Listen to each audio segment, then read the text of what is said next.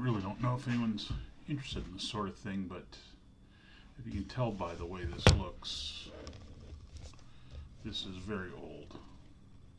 I really don't know how old. This is one of dozens, and I'm not exaggerating, dozens of three-ring binders that I use for my Dungeons and Dragons campaign over the years. And this one has a lot of stuff in it. I cannibalized a lot of my older stuff over the last few years when I was running AD&D because I didn't think because of the players I was around, it was all new to them. So I didn't mind going back, but it's not like it's in the most readable form as is. This gives you an example of the kind of thing. It is funny. It opens to, this is actually one of my more readable pages. An NPC named Myrick, who's a first edition AD&D Shade. Even though this character was used originally in a second edition campaign set in Waterdeep in the Realms, you can see his class levels. He was a dual classed human, went up in fighter. He was a fighter lord up to 11th level and became a mage up to 14th level. This was sometime around 1992 at the latest, late 1991 perhaps at the earliest.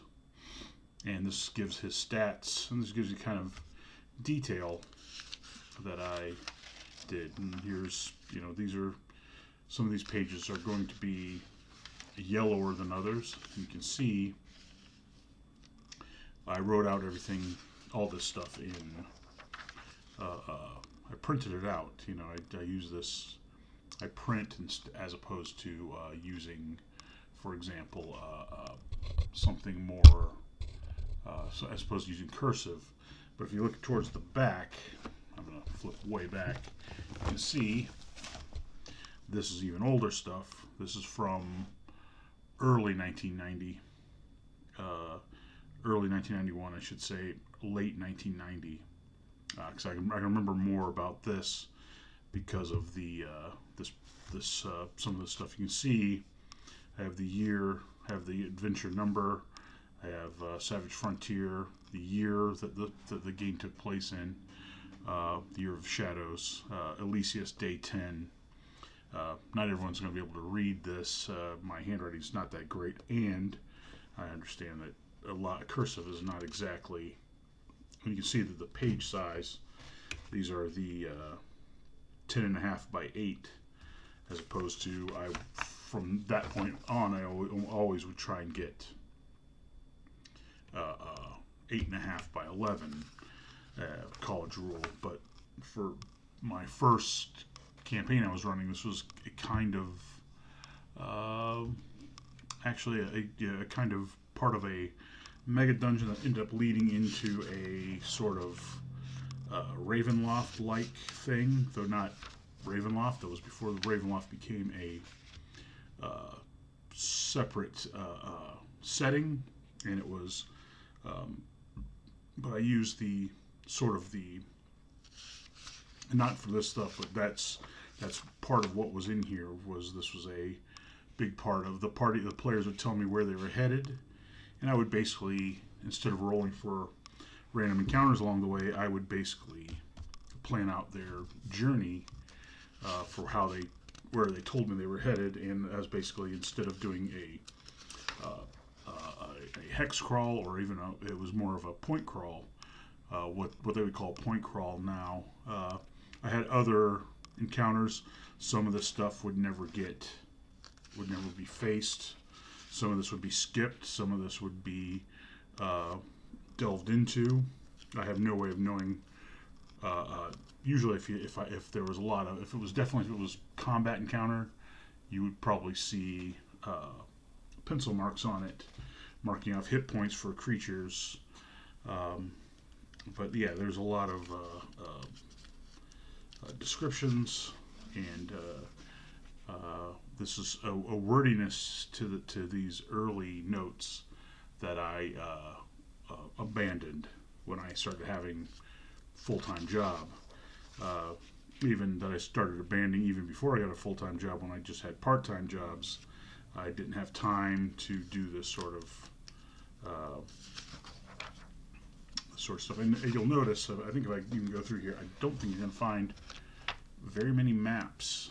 And the reason for that is that there would be notes in here saying what, if there was if it was a map of, say, a dungeon or a building, it would say, hey, go refer to that map in that module on that page, and I'd have notes about that in my. But this, I'd have notes on maybe on a 3x5 card on my DM screen that would remind me of what was there. I had a special set of recurring traps that I used, and so often in my dungeons I would just say trap number this, trap number that. It helped shorten the stuff down. The campaign, yeah, was, but you see these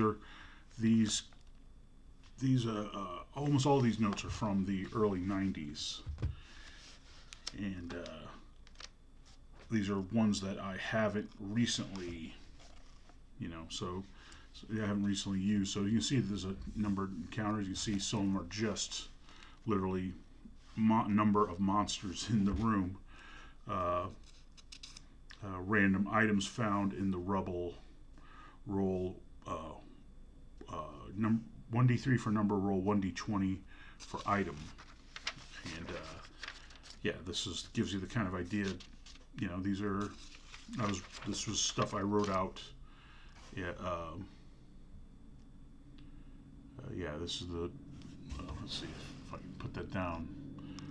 I have no idea what map I was using for this, though. So there's no map here to look through.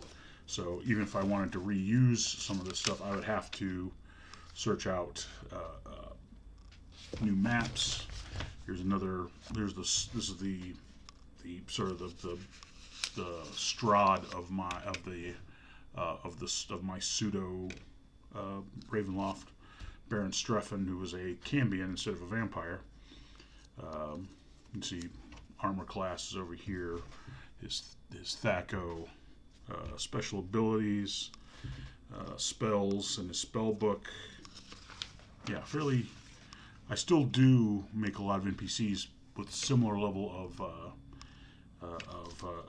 You can see I have text to read. I even have it boxed off in this one instance because I wanted to make sure that I got it right exactly right and worded correctly. I don't know how many people on here show their campaign notes, but I mean you can see. I don't know what everybody else's looks like because I don't go around looking at everybody else's notes. But it's pretty dense for and then I do have literally. I'm using literally in the actual sense. I have dozens of these 3-ring binders, most of them roughly this size, filled with this sort of stuff, and that has always been the key to my ability as a game master. Has been preparation heavy. I've always, if anything, over prepared. Probably, if I were to say, I'd probably say that maybe a good 10 to 15% of the stuff in here was never used in actual game sessions, and a good 10 to 15% of it has been used multiple times. Myrick, I've used him as an NPC in probably 4 campaigns, even though he was originally in a Waterdeep campaign, Undermountain Waterdeep. It's just, I don't know. I don't know if anybody's actually interested in seeing, this sort of thing. Some of these notes are more, some of these post-its are more recent. You can see the rough condition of this. This was in storage for, I don't know, probably, 4 years at one point. This particular three-ring binder, but yeah, it's just a I don't know if that just to show what kind of effort I put out in producing my campaigns. I still put out a large amount of effort, but it's probably a tenth of what I was doing in the early 90s. My prep has become more streamlined and to some degree, and I've also come to rely more on published works as time's gone on too. But anyway, I don't know if anybody's all that interested in this, but I just thought I'd post it anyway.